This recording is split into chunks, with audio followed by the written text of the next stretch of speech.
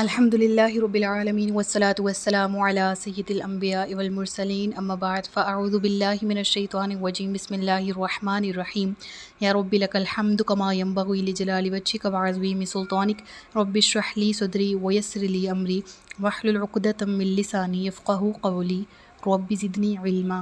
السلام علیکم ورحمۃ اللہ وبرکاتہ۔ پارہ نمبر 28 سورۃ الطلاق، اردو ترجمہ اور تفسیر۔ گزشتہ اسباق میں آیت نمبر 3 تک ہم نے پڑھ لیا تھا۔ آج کے سبق میں آیت نمبر 4 سے باقاعدہ آغاز کیا جا رہا ہے، اور اس میں بھی طلاق کی عدت کے متعلق مسائل ذکر کیے گئے ہیں۔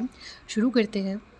اللہ تبارک و تعالیٰ ارشاد فرماتا ہے وَاللَّائِي يَئِسْنَ مِنَ الْمَحِيضِ مِن نِّسَائِكُمْ، اور تمہارے ہاں کی عورتیں، یعنی تمہارے ہاں کی خواتین میں سے جو حیض سے مایوس ہو چکی ہوں۔ اس سے کیا مراد ہے؟ یا اسنا جو مایوس ہو چکی، یعنی جنہیں امید باقی نہ رہی ہو حیض کی، یعنی ایسی عمر رسیدہ خواتین کہ جن کے حیض کا سلسلہ بند ہو چکا ہو۔ پاکستان میں عمومی طور پر یہ ایج 55 کے بعد کی ہے۔ بعض خواتین کو 50 ایئرز کے بعد بھی یہ والا سلسلہ شروع ہو جاتا ہے کہ حیض آنا بند ہو جاتا ہے۔ بہرحال ایسی عمر رسیدہ خواتین، انہیں اور تب تم کہ جن کے بارے میں تمہیں شک ہو، فعدتہن ثلاثۃ اشہر، تو ان کی عدت کیا ہے؟ 3 ماہ۔ یعنی ایک تو عمر رسیدہ خواتین، دوسری ایسی خواتین کے معاملے میں چونکہ کیا شک ہے؟ 3 طہر اور 3 حیض کا حساب کرنا ممکن نہیں ہے، یقینی نہیں ہے کہ 3 طہر، 3 پاکیزگیاں اور 3 حیض کب مکمل ہوتے ہیں، تو یہ شک کا معاملہ ہے، کلیئر نہیں ہے۔ تو ان کی عدت کا شمار کیا ہے؟ مہینوں کے ساتھ کیا جائے گا، اور یہ میعاد کتنی ہے؟ 3 ماہ۔ واللائی لم یحصن، واللائی لم یحضن، اور ان کی بھی جن کو ابھی حیض آیا ہی نہیں۔ یعنی پہلی مدت کن کی ذکر ہوئی؟ جو کہ عمر رسیدہ ہو چکی ہیں۔ اب دوسری کن کا ذکر ہے؟ جو کہ ابھی بہت چھوٹی ہیں، یعنی کم سنی کی عمر میں نکاح ہو گیا اور ابھی حیض آنا شروع نہیں ہوا تھا کہ طلاق بھی ہو گئی، تو اس کی عدت بھی یہی ہوگی، یعنی 3 ماہ۔ اور اس کے بعد ذکر ہوتا ہے وَأُولَاتُ الْأَحْمَالِ أَجَلُهُنَّ أَن يَضَعْنَ حَمْلَهُنَّ، اور حاملہ خواتین کی عدت یہ ہے کہ ان کا حمل ہو جائے، یعنی ان کے ہاں ولادت ہو جائے۔ ایسی صورت میں وضع حمل جب بھی ہو جائے گا عدت ختم ہو جائے گی، خواہ 8 ماہ لگ جائیں، 7 ماہ لگ جائیں اپ کمنگ، یا 9 منتھس لگ جائیں، یا چاہے اگلے ہی منتھ اس کے ہاں اولاد جو ہے وہ اللہ تبارک و تعالیٰ اس کو دے دے، چاہے اگلے 15 دن میں ہی دے دے، چاہے اگلے ہی ماہ دے دے، تو اگر اس کے ہاں اولاد ہو گئی تو اب سے اس کی عدت ختم ہو گئی۔ ٹھیک ہے۔ اس معاملے کے بعد پھر تقویٰ کی یاد دہانی کروائی جا رہی ہے، اور اس سلسلے میں دوبارہ ذکر ہوتا ہے وَمَن يَتَّقِ اللَّهَ، اور جو اللہ سے ڈرتا رہے، يَجْعَل لَّهُ مِنْ أَمْرِهِ يُسْرًا، تو اللہ تبارک و تعالیٰ اس کے کاموں میں آسانی پیدا کر دیتا ہے۔ اور اسی سلسلے میں قرآن کریم میں بے شمار دیگر صورتوں میں بھی اللہ تبارک و تعالیٰ نے تقویٰ اختیار کرنے کا حکم دیا ہے، اور اللہ تبارک و تعالیٰ نے تقویٰ کے ساتھ آسانی کو لازم و ملزوم کر دیا، یعنی اگر تم تقویٰ اختیار کرتے ہو تو تمہارے معاملے میں آسانی اللہ تبارک و تعالیٰ پیدا کر دے گا۔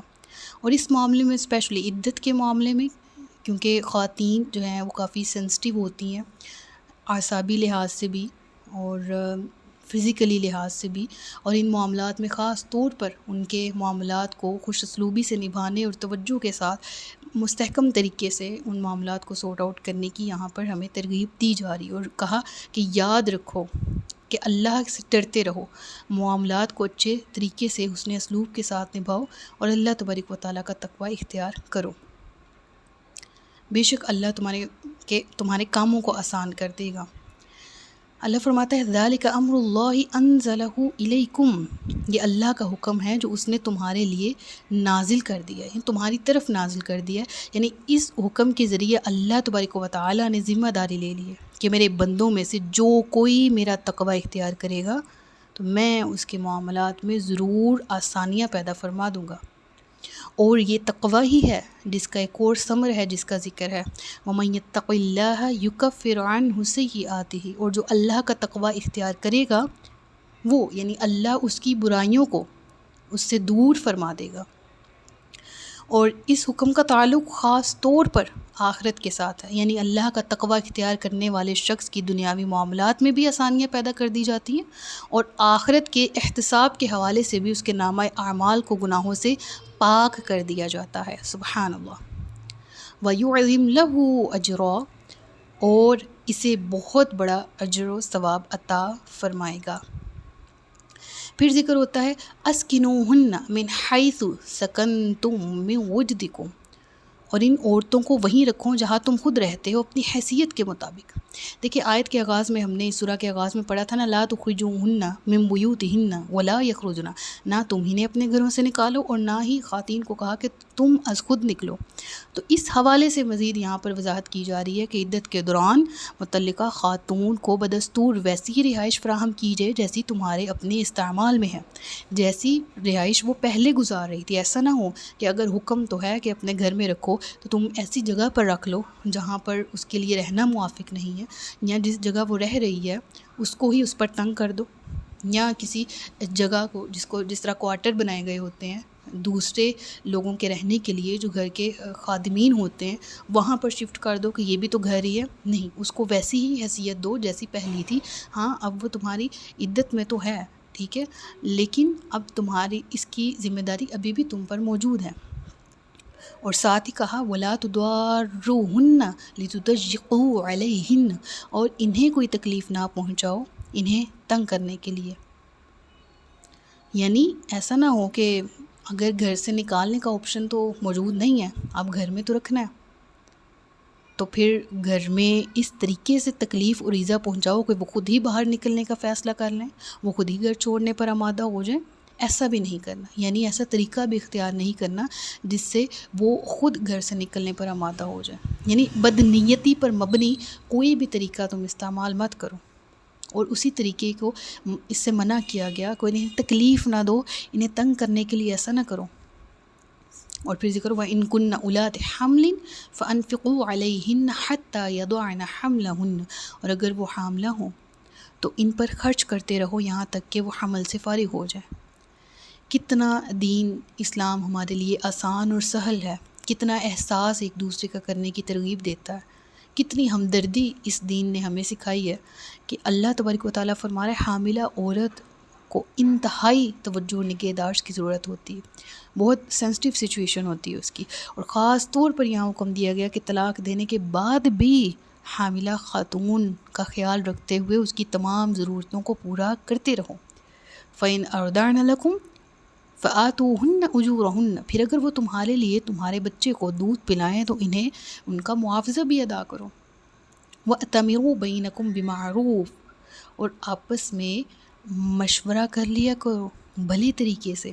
اب یہاں پر کیا معاملہ ہے، اگر اس سورہ کے پہلے لیکچر کے ابتدائی تمہیدی کلمات آپ نے سن رکھے ہوں تو آپ کو یہ بات سمجھ آئے گی کہ دودھ پلانے کی اجرت اور عدت کے متعلق معاملات مناسب طور پر آپس میں مشورے سے طے کر لیے جائیں۔ یعنی اگر خاتون یہ کہتی ہے کہ میں اس بچے کو دودھ پلانے کی قیمت لینا چاہتی ہوں، تو ان دونوں کو اختیار ہے کہ وہ آپس میں بیٹھ کر اس معاملے کو سورٹ آؤٹ کریں اور مناسب نتیجہ نکالیں، ٹھیک ہے۔ یعنی عورت بھی دیکھے کہ مرد پر تنگی نہ ہو اور مرد بھی دیکھے کہ عورت پر تنگی نہ ہو۔ عورت کے لیے جائز ہے کہ وہ اپنی اولاد کو دودھ پلانے کے مرد سے، کیونکہ باپ ہے، باپ ہونے کی حیثیت سے اولاد کا نفقہ مرد پر واجب ہے، لہٰذا وہ کہہ سکتی ہے کہ مجھے اس کی اجرت دیجیے، اور مرد پر لازم ہے کہ وہ اس کو پورا کرے، الا یہ کہ وہ عورت ناجائز مطالبہ نہ کر رہی ہو، یعنی حد سے زیادہ جو مرد کی طاقت سے باہر ہو، اور اس کا ذکر ہی آیت کے اگلے حصے میں آ رہا ہے۔ وَإِن تَعَاسَرْتُمْ، اور اگر تم ایک دوسرے سے تنگی محسوس کرو، فَسَتُرْضِعُ لَهُ أُخْرَىٰ، تو پھر کوئی اور عورت اس کے لیے دودھ پلائے گی۔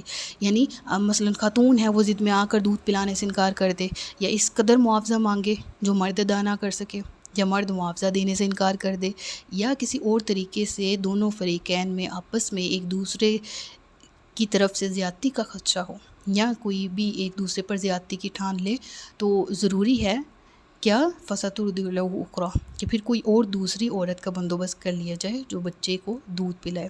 لینفق ذو سعۃ من سعتہ، چاہیے کہ خرچ کرے ہر وسعت والا اپنی وسعت کے مطابق. یعنی بات یہیں پر ختم ہوگی. جتنی طاقت ہے، مرد اگر صاحب استطاعت ہے، عورت لاکھ روپیہ ماہانہ بھی طلب کر سکتی. اب ایک مرد کی تنخواہ ماہانہ 30,000 ہے تو وہ اس سے لاکھ طلب کرے گی تو یہ اس پر ظلم ہے مرد پر. لیکن اگر مرد کا اپنا ذاتی کاروبار ہے، اس کا ماہانہ 20 سے 30 لاکھ انکم ہے، تو اس میں سے وہ 1,00,000 2,00,000 مانگ لے گی تو مرد پر تنگی نہیں ہے.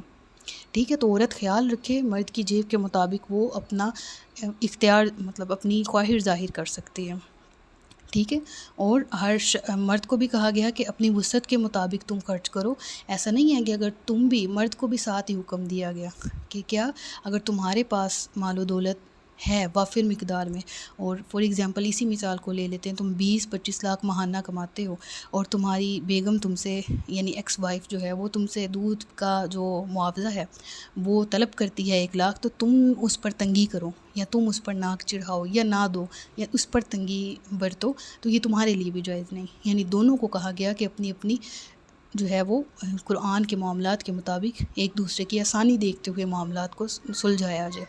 وَمَنْ قُدِرَ عَلَيْهِ رِزْقُهُ فَلْيُنْفِقْ مِمَّا آتَاهُ اللَّهُ، اور اس کا رزق تنگ کر دیا گیا ہے، وہ خرچ کرے اس میں سے جو اللہ نے اس کو دیا ہے.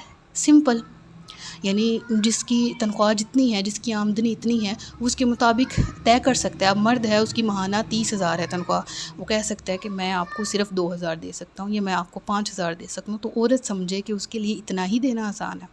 ٹھیک ہے، تو جس کے پاس رزق وافر نہیں ہے تو وہ اپنے دیے ہوئے جتنا اللہ نے اس کو دیا اس میں سے وہ مقرر کر سکتا ہے.